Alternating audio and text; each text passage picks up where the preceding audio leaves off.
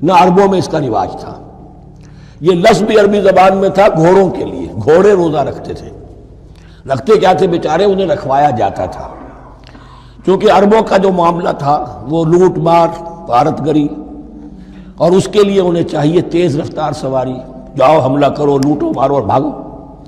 اونٹ جو ان کی فضا اور ان کے ماحول کے لیے مناسب تھا وہ زیادہ تیز دوڑ نہیں سکتا، اپنی اس ضرورت کے لیے گھوڑا چاہیے تھا۔ گھوڑے میں عرب کا سخت موسم برداشت کرنے کی عادت نہیں، نازک جانور ہے، وہ پیاسا تو نہیں رہ سکتا 7 دن تک جیسے کہ اونٹ رہ سکتا ہے، بھوکا نہیں رہ سکتا، وہ لو کے تھپیڑے نہیں برداشت کر سکتا، لہذا عرب اس کو رکھواتے تھے روزہ۔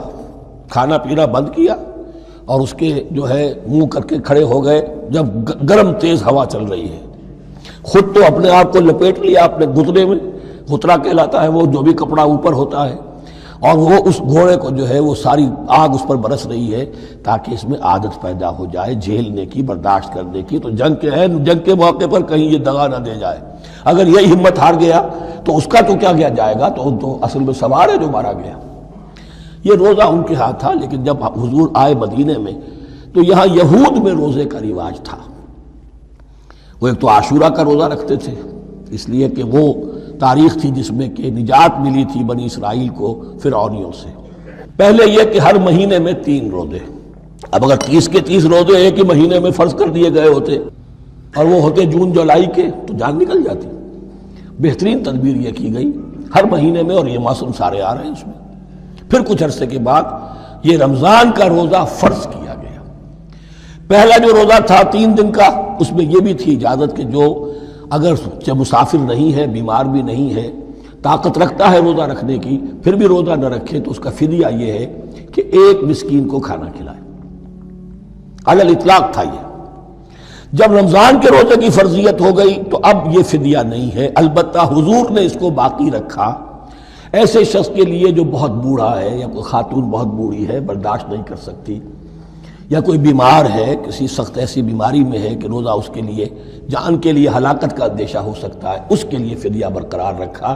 عام طور پر صحت مند شخص جو مسافر بھی نہ ہو اس کے لیے یہ رعایت ختم ہو گئی۔ یہ ہے ان آیات کی تعبیر جس پر میں پہنچا ہوں، اور بہت پہلے پہنچ گیا تھا، لیکن چونکہ اکثر مفسرین نے یہ بات نہیں لکھی ہے تو میں جھجکتا رہا، لیکن بعد میں مجھے معلوم ہوا کہ مولانا انور شاہ کاشمیری رحمۃ اللہ علیہ کی رائے یہی ہے، تو مجھے اعتماد ہو گیا۔ اور پھر مجھے اس کا ذکر جو ہے یہ تفسیر کبیر میں امام راضی کے ہاں بھی مل گیا کہ متقدمین کے ہاں یہ رائے موجود تھی کہ پہلی 2 آیتیں جو ہیں اس روزے سے متعلق یہ رمضان کے روزے سے متعلق نہیں ہیں، بلکہ وہ 3 ہر مہینے کی 13، 14 اور 15 ایام 20 کے روزے حضور نے بعد بھی رکھے ہیں نفلاً، لیکن شروع میں یہ 3 روزے رکھنے کا حکم دیا گیا تھا۔ پہلی 2 آیتیں اس 6 آیتوں پر مشتمل رکوع، اور یہ ایک عجیب مقام ہے۔ قرآن مجید کے احکام بہت دفعہ ہے، نماز کے احکام قرآن میں بہت دفعہ ہیں، کہیں وضو کا ہے، کہیں تیمم کا ہے، کہیں اور نماز خوف کا ہے، مختلف جگہوں پر، لیکن صوم کی عبادت پر یہ 6 آیات کامل ہیں، مکمل ہیں، اس کی حکمت، اس کی غرض و غایت، اس کے احکام سب کے سب اس میں آ گئے۔ اب پہلی 2 آیتیں کون سی ہیں؟ یا ایھا الذین آمنوا کتب علیکم الصیام کما کتب علی الذین من قبلکم لعلکم تتقون، اے ایمان والو تم پر بھی فرض کیا گیا روزہ رکھنا جیسے کہ فرض کیا گیا تھا تم سے پہلوں پر، تاکہ تمہارے اندر تقوی پیدا ہو جائے۔ وہ جنگ کے لیے کرواتے تھے گھوڑوں کو تیار، تمہیں تقوی کے لیے اپنے آپ کو تیار کرنا ہے، بھوک کو قابو میں رکھ سکو، شہوت کو قابو میں رکھ سکو، پیاس کو برداشت کر سکو۔ اللہ کی راہ میں جنگ کے لیے تمہیں نکلنا ہوگا، اس میں بھوک بھی آئے گی، پیاس بھی آئے گی، اپنے آپ کو تیار کرو جہاد کے لیے۔ اور یہ بات واضح ہو جائے گی، اگلے رکوع سے قتال کی بحث شروع ہو جائے گی۔ روزے کی یہ گفتگو ہو رہی ہے تمہیداً قتال کے لیے، جیسے گھوڑوں کو تیار کیا جاتا تھا، صوم رکھوایا جاتا تھا قتال کے لیے۔ ایام معدودات، گنتی کے چند دن ہیں، یہ گویا کہ ثبوت ہے اس کا کہ یہ 2-3 دن سے زیادہ، معدود جو ہے وہ عربی زبان میں 9 سے زیادہ نہیں ہو سکتا۔ معدودہ جب آئے گا، ایام معدودات، یہ جمع جو ہے جمع قلت کہلاتی ہے، معدودات، معدودہ بڑی سے بڑی رقم ہو سکتی ہے، لیکن معدودات جمع قلت ہے۔ گنتی کے چند روز ہیں، فمن کان منکم مریضا، ان میں بھی یہ رعایت ہے کہ جو تم میں سے بیمار ہو او علی سفر یا سفر پر ہو فعدۃ من ایام اخر، تو وہ تعداد پوری کر لے دوسرے دنوں میں۔ وعلی الذین یطیقونہ، اور جو اس کی طاقت رکھتے ہوں، فدیۃ طعام مسکین، وہ فدیہ دیں ایک مسکین کا کھانا کھلانا۔ ان آیات کی تفسیر میں جیسا کہ میں نے عرض کیا مفسرین کے بہت سے اقوال ہیں، اب میں اس کی بحث میں نہیں جا سکتا، جو میں نے اپنے مطالعے کے بعد رائے قائم کی ہے میں صرف وہی بیان کر رہا ہوں کہ اس وقت، اور یہ امام راضی کے الفاظ ہیں کہ یہ فرضیت الگ تعیین نہیں تھی بلکہ الگ تخییر تھی۔ فرض تو ہے روزہ، لیکن اس کا بدل بھی دیا جا رہا ہے، اگر تم نہیں رکھنا چاہتے تو تم ایک مسکین کو کھانا کھلا دو۔ تو گویا کہ تدریجاً انہیں لانا تھا، چونکہ اس بات کے وہ پہلے سے عادی نہیں تھے۔ فمن تطوع خیرا فهو خیر اللہ، اور جو اپنی جی سے اپنی مرضی سے خیر کرنا چاہے تو اس کے لیے خیر ہے، روزہ بھی رکھے اور مسکین کو کھانا بھی کھلائے، دونوں کام کرے، تو اس میں کوئی رکاوٹ تو نہیں، اس کے لیے بہتر ہوگا۔ وَأَن تَصُومُوا، اور دیکھو اگر روزہ رکھو، خیر لکم ان کنتم تعلمون، یہ تمہارے لیے بہتر ہے اگر تم جانو۔ اب یہاں بھی ایک طرح کی رعایت کا انداز ہے۔ اب آ رہی ہیں دو آیتیں جو خاص رمضان کے روزے سے متعلق ہیں، حکمت اور غرض و غایت۔ پھر ایک آیت طویل آئے گی احکام، اور پھر ایک آیت آئے گی لٹمس ٹیسٹ۔ یہ 6 آیتیں۔ شہر رمضان الذی انزل فیہ القرآن، رمضان کا مہینہ وہ ہے جس میں قرآن نازل کیا گیا۔ ھدی للناس وبینات من الھدی والفرقان، لوگوں کے لیے ہدایت، اور ہدایت کی بھی روشن بینات باتیں، والفرقان، اور حق و باطل میں فرق کر دینے والی چیز۔ فمن شہد منکم الشہر، تو جو کوئی بھی پائے اس مہینے کو، یا جو شخص بھی مقیم ہو اس مہینے میں، مسافر نہ ہو، فلیصم، اس پر لازم ہے کہ روزہ رکھے۔ اب وہ وجوب علی التخییر ختم ہو گیا، اب وجوب علی التعیین، اب یہ لازم ہے، یہ رکھنا ہے۔ ایک رعایت باقی رکھی، ومن کان مریضا او علی سفر فعدۃ من ایام اخر، جو بیمار ہے یا یہ کہ سفر پر ہے وہ تعداد پوری کر لے دوسرے دنوں میں۔ یرید اللہ بکم الیسر ولا یرید بکم العسر، اللہ تمہارے ساتھ آسانی چاہتا ہے، سختی نہیں چاہتا۔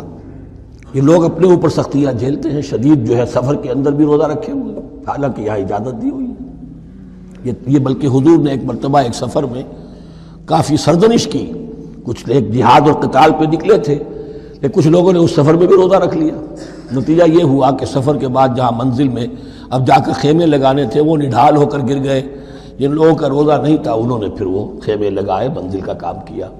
تو حضور نے فرمایا کہ لیس من البر الصیام فی السفر، روزے رمضان اس میں سفر میں روزہ رکھنا کوئی نیکی کا کام نہیں ہے۔ لیکن ہمارا تصور اور ہے، 105 بخار چڑھا ہوا ہے، روزہ نہیں کھولوں گا میں، روزہ تو میں نے رکھا ہوا ہے، یا روزہ تو میں نہیں چھوڑوں گا۔ حالانکہ جہاں رعایت اللہ کی ہے اس رعایت سے فائدہ نہ اٹھانا ایک طرح کا کفران نعمت ہے۔ وَلِتُكْمِلُوا الْعِدَّةَ، لیکن تمہیں عدت اور تعداد اب پوری کرنی ہوگی۔ وہ جو تھی ایک رعایت کہ فدیہ دے کر فارغ ہو جاؤ، وہ نہیں ہے۔ وَلِتُكَبِّرُوا اللَّهَ عَلَىٰ مَا هَدَاكُمْ، اور تاکہ تم تکبیر کرو اللہ کی اس پر کہ جو اس نے ہدایت تمہیں عطا فرمائی۔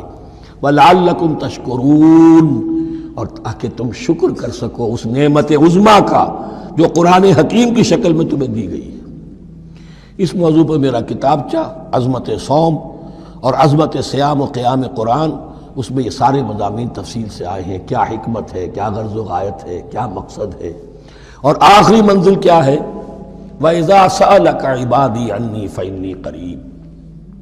مطلوب تو یہ ہے کہ تمہارا جو یہ جسم حیوانی ہے یہ کچھ کمزور پڑے، روح ربانی جو تم میں پھونکی گئی ہے اسے تقویت حاصل ہو۔ دن میں روزہ رکھو، اس حیوانی وجود کو ذرا کمزور کرو، دباؤ اس کے تقاضوں کو، رات کو کھڑے ہو جاؤ، اللہ کا کلام سنو اور پڑھو، تاکہ تمہاری روح کی آبیاری ہو، اس پر حیات، آب حیات کا ترشح ہو۔ نتیجہ کیا نکلے گا؟ تمہارے اپنے اندر سے ایک پیاس ابھرے گی، وَإِذَا سَأَلَكَ عِبَادِي عَنِّي فَإِنِّي قَرِيبٌ، تقرب الی اللہ کا جذبہ پیدا ہوگا۔ تو اے نبی، جب میرے بندے، ایسے بندے آپ سے میرے بارے میں سوال کریں، ان کو بتا دیجئے میں قریب ہوں، دور نہیں ہوں۔ یہ حقوق انسانی کا میرے نزدیک دنیا میں سب سے بڑا میگنا کارٹا ہے۔ اللہ اور بندے کے درمیان کوئی فصل نہیں ہے، فصل اگر ہے تو تمہاری اپنی خباثت ہے۔ اگر تمہاری نیت میں فساد ہے، حرام خوری تو کرنی ہی کرنی ہے، تو اب کس منہ سے اللہ سے دعا کرو گے؟ پھر جاؤ گے کسی پیر کے پاس، آپ دعا کر دیجئے۔ یہ نذرانہ حاضر ہے، یہ طریقہ کیا ہے؟ انسان کا نفس حائل ہے اور کوئی نہیں، ورنہ ہم تو مائل بے کرم ہیں، کوئی سائل ہی نہیں، راہ دکھنا ہے کسی رہنمی منزل ہی نہیں، کوئی پوپ نہیں، کوئی پنڈت نہیں، کوئی پادری نہیں، کوئی پیر نہیں، کوئی نہیں، جب چاہو اللہ سے ہم کلام ہو جاؤ۔ اس سے بڑا حق کیوں خالق و مخلوق میں حائل رہے پر